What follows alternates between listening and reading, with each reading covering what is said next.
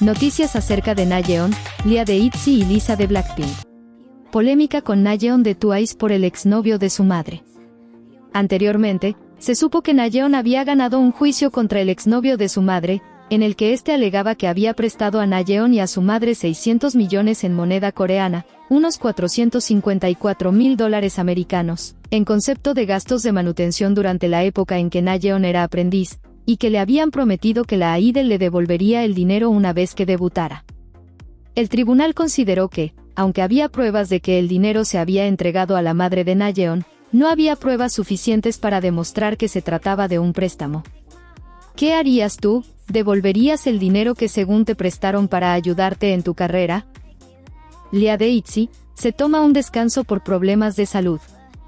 En un comunicado compartido por Jeep Entertainment, anunciaron que Lia se tomaría un descanso de sus actividades, en el cual mencionaron que Lia está experimentando niveles extremos de tensión y ansiedad con respecto a sus horarios. Ha recibido consulta y examen médico, y el personal médico ha declarado que necesita estabilidad y tratamiento.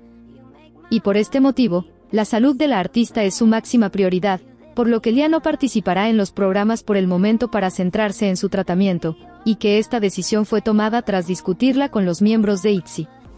En una carta escrita a los fans, expresa que ella se ha perdido a sí misma a lo largo de este tiempo, mencionando que está experimentando dolor de cuello y hombros por primera vez en su vida. Mi postura empeoró, y empecé a ganar grasa en los brazos, cuando nunca antes había experimentado eso.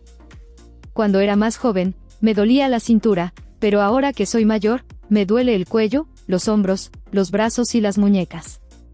Era mejor cuando me dolía la cintura. Hice mucha dieta, arreglé mi postura y me ejercité a los 20 años, pero todo se fue a la basura en un segundo. Esperemos tener a Lia pronto de regreso a los escenarios.